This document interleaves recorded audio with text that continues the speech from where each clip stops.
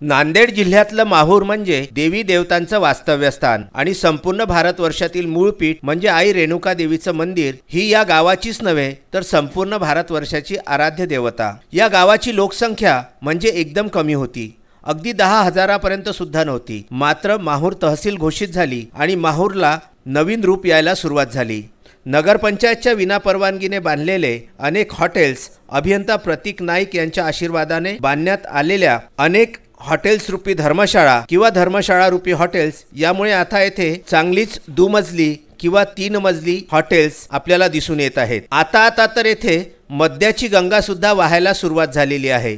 माहूर या गावामध्ये सध्या परिस्थितीमध्ये एकूण 3 देशी विदेशी मद्याचे बार आहेत, ज्यामध्ये सोनिया वाईन बार हा बस स्टँडच्या थोडे बाजूला किनवट रोडवरती, तर सुंदर वाईन बार हा पेट्रोल पंपच्या बाजूला पुसद रोडवरती आणि विहार वाईन बार हा सुंदरच्या थोडे पुढे गेल्यावर पुसद रोडवरती स्थित आहे। आणि दोन्ही देशी मद्याची दुकाने आणि 2 बियर शॉपी सुद्धा आहेत। त्यामुळे येथे सध्या परिस्थितीमध्ये मद्याची गंगा वाहते असे म्हटल्यास वावगे ठरू नये। शिवाय माहूर पोलिसांच्या आशीर्वादाने चालणाऱ्या गावठी भट्ट्या सुद्धा यामध्ये आहेत। कुठल्याही बारवरती किंवा दारूच्या दुकानावरती त्याची जाहिरात असू नये, फक्त एक काळा फलक लावता येईल असा राज्य शासनाचा नियम आहे। मात्र येथे या नियमाची पायमल्ली सर्रास होताना दिसत आहे। शुक्रवार दिनांक 26 जुलै रोजी दारू उत्पादन शुल्काच्या अधिकाऱ्यांनी सोनिया बारच्या बाजूला असलेल्या देशी दारूच्या दुकानामध्ये प्रवेश केला आणि कागदपत्रांची पाहणी केली। सर्व बारच्या मालकांना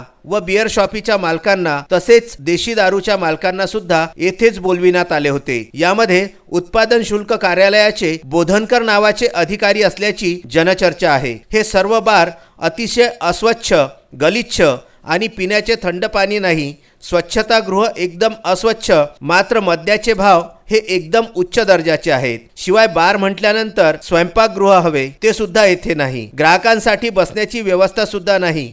ग्राहक अगदी येतात, पैसे देतात आणि बाटली घेऊन निघून जातात। याकडे उत्पादन शुल्क विभागाचे अजिबात लक्ष नाही। मोठमोठे रंगविलेले फलक येथे बार असल्याचे दर्शवितात, त्यामुळे विद्यार्थ्यांचे व विद्यार्थिनींचे सुद्धा इकडे सहज लक्ष जाते। याकडे सुद्धा उत्पादन शुल्क विभाग हा डोळेझाक का करीत आहे हा मोठा यक्ष प्रश्न आहे। मात्र सर्वांना एकाच ठिकाणी बोलावून बंद खोलीमध्ये या उत्पादन शुल्क अधिकाऱ्यांनी माहूर येथून बराच मोठा मलिदा नेल्याची जनचर्चा सर्वसामान्यांमध्ये आहे। शिवाय येथे आंध्र प्रदेश व तेलंगणा हे दोन्ही राज्य लागून असल्यामुळे आंध्रातील व तेलंगणातील मद्य हे सर्रास विकले जाते असे प्रत्येक मद्यपी सांगतो। मात्र याकडे उत्पादन शुल्क अधिकारी डोळेझाक करीत आहेत हे मात्र नक्की। व्हीसीएन न्यूजच्या चमूने सर्व ठिकाणी भेटी दिल्या आणि विचारणा केली आणि सत्य जनतेसमोर आणण्याचा प्रयत्न केला।